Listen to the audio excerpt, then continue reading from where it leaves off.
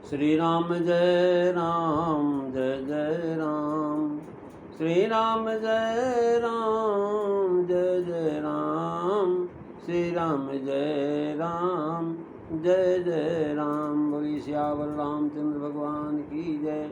पवन सुत हनुमान की जय। उमापति महादेव की जय। सब संतन की जय, सब भक्तन की जय। सचियाँ जोता वाली माता तेरी सदा ही जय। और सनातन धर्म की जय। सतगुरुदेव महाराज की जय। नमः पार्वती पते हर हर महादेव। जय जय सीताराम। आदरणीय श्रोतागणों, मानस चिंतन चैनल पर आप सभी का स्वागत है। पिछली चर्चा में आप रावण के बल, पौरुष और जो महाराज अत्याचार की चर्चा सुन रहे थे। रावण ने इंद्रजित से जो कुछ भी कहा था वह सब उसने पहले ही कर रखा था। जिन्हें रावण ने सबसे प्रथम आज्ञा दिया उनका चरित्र सुनो। देवताओं को दुख देने वाले निश्चर समूह सब देखने में भयावने और पापी थे। असुर समूह उपद्रव करते थे, माया से अनेक रूप धारण करते और निशाचर समूह सब देखने में भयावन और जिस प्रकार धर्म निर्मूल हो वही सब वेद विरुद्ध काम करते थे। जिस देश में देश गाय गौ ब्राह्मण को पाते थे वो उस नगर गाँव को पुर में आग लगा देते थे। शुभ आचरण यानी ब्रह्मभोज, श्राद्ध, यज्ञ, दान, गुरु सेवा, संत सेवा कहीं भी नहीं होते थे। देवताओं, ब्राह्मणों और गुरुओं की महाराज कोई मानता नहीं था। स्वप्न में भी हरि भक्ति का नहीं था इसके पास। कह रहे महाराज जब तब दान नहीं होते थे, न वेद पुराण सुनने को मिलते थे। जब जोग बैराग तब यज्ञ में महाराज देवताओं का भाग कैसे। रावण अब अपने से कानों से सुनता था, दौड़ पड़ता था, आप ही उठ के जाता और महाराज उसको धर पकड़ करके सबको महाराज विध्वंस कर देता था, यज्ञ नष्ट कर देता था। संसार में ऐसा आचार भ्रष्ट हो गया कि धर्म तो कानों से सुनाई नहीं पड़ता। जो कोई वेद पुराण कहता उसको बहुत तरह से महाराज भय देता और देश से निकाल देता था। घोर निशाचर जो घोर अन्याय करते हैं उसका वर्णन नहीं हो सकता। तुलसीदास जी लिख रहे हैं, करही उपद्रव असुर निकाया और नाना रूप धरई करि माया। यही विधि धर्म होई निर्मूला सो सब करही वेद प्रतिकूला।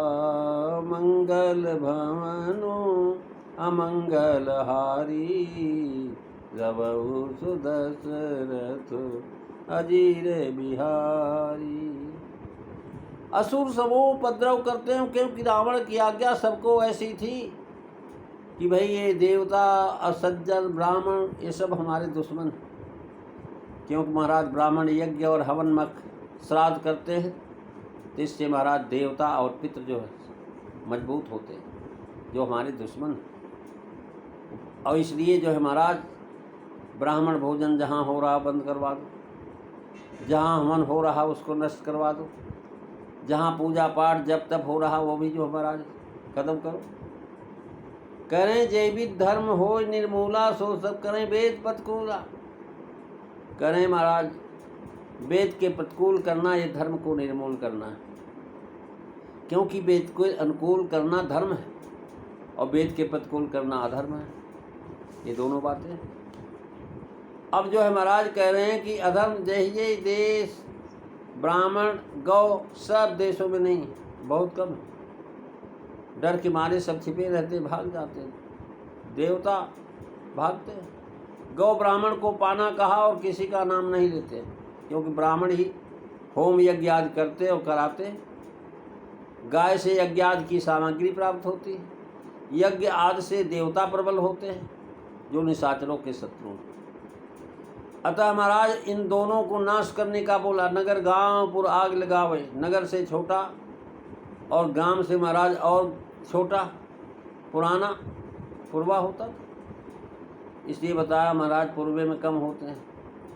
पहले नगर ढूंढता जहाँ ज़्यादा लोग होते, फिर जहाँ कम लोग होते थे वहाँ पर जाता था। एक पर भी दया नहीं करते थे। इन बीज से यह बीज लाया कि एक भी गौ या एक भी गांव में ब्राह्मण महाराज अगर है तो उसको मार के खत्म कर देते, खा जाते थे, दया नहीं करते। ये महाराज सारे नगर आदि में आग लगा देते, घर भी नहीं रहेगा तो रहेगा कैसे ब्राह्मण, ऐसी स्थिति उत्पन्न कर देते थे। भाव यह है कि तुम लोगों को नगर से महाराज निकल जाकर जाना पड़ता है। कह रहे हैं कि जो है ते ही बहुविधता से देश निकासे, जो कह वेद पुराना।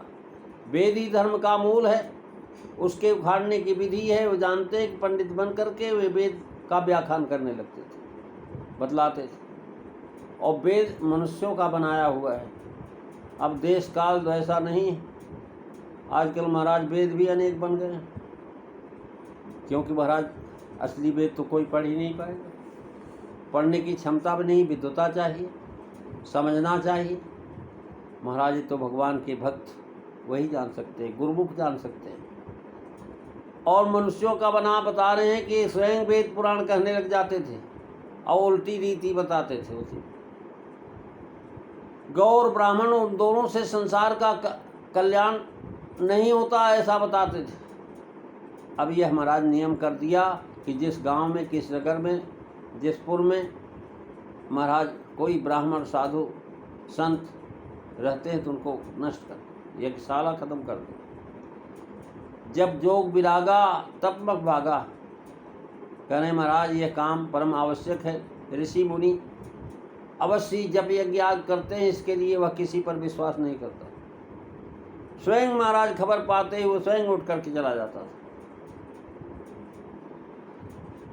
आप ही उठ धावे रह न पावे, इससे किंचित आलस्य या विलंब नहीं करता था। अस्भ्राष्टाचारा भा संसारा धर्म सुनी नहीं गाना। उन्होंने धर्म को ऐसा निर्मूल कर दिया कि प्रत्यक्ष दिखाई देने की तो कौन कहे, कानों से भी नहीं सुनने में आता था। धर्म का नाश यहाँ कह करके आगे धर्म के मूल का नाश करते। महाराज धर्म का मूल नाश कैसे होगा? कहने के ब्राह्मण जो वेद पाठ करते उनको पकड़ो। ते बहुविध त्रासय देश निकासय, जो कह वेद पुराना। वेद पुराण धर्म का मूल है। वेद पुराण सुनने से धर्म का बोध होता है। अतः धर्म निर्मूल करने की यह भी एक विधि है कि वक्ता कोई कह ही न बता जाए।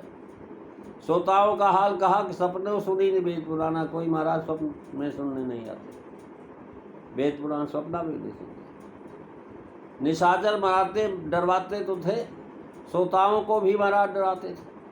वक्ताओं के धर्म का उपदेश समझा करके बहुत प्रकार से त्रास देते थे। वरन जाय अनीत, निशाचरों के उपद्रव की रीति लगाई कि राक्षसों के अनुयायियों का उपद्रव वर्णन नहीं किया जा सकता। जब जोग विरागा, जब आज में संबंध में कहा है कि इमली इमली कहने से मुँह मीठा नहीं होगा, मिर्च मिर्च कहने से कड़वा नहीं होता। जब करना व्यर्थ समय व्यतीत करना है, बताता था कि अरे राम राम करने से कोई नहीं राम आएगा। कृष्ण के कहने से कहीं भगवान आएंगे? कहने के नहीं आते। महाराज योग जप यज्ञ सब बंद हो गए। केवल उड़ती खबर यदि रावण को लग गई जाए कि यहाँ यज्ञ आदि हो रहा है तो स्वयं दौड़ पड़ता था। जाते जाते पूर्णाहुति न हो जाए, पूर्णाहुति से पहले पहुँच करके साफ करता था। महाराज ऐसे काम पर भेज करके आलस्य नहीं करता था, स्वयं ऐसा मुस्तैद रहता था। सब सावधानी से काम करें। यहाँ तक के भी कहते हैं घोर निशाचर जो करें वर्णन न जाए नहीं, वर्णन नहीं सकता। इस वर्णन में उपदेश का भाव यह है कि देखिए यहाँ तक धर्म का पतन होता है। अतः धर्मात्मा धर्म का ह्रास देख करके अधीर न हो। धर्म का नाश हो ही नहीं सकता। उसके संभालने के लिए भगवान को आना पड़ता है। आपने देखा कि बालकांड में यहाँ तक कि महाराज किस कुशलता से कवि ने आध्यात्मिक और आध्यात्मिक रहस्य की बड़ी रसमय भाषा में लिखा है। किस स्वाभाविक परिस्थिति में भगवान का अवतार हुआ है उसका वर्णन कला, नैतिक, नैमित्तिक दोनों दृष्टिकोण से विचार। महाराज ये प्राचीन हिंदी साहित्य में रामचरितमानस का एक अच्छा राष्ट्रीय काव्य है, क्योंकि इससे राष्ट्र संगठन के मूल नियम का उद्देश्य मौजूद है।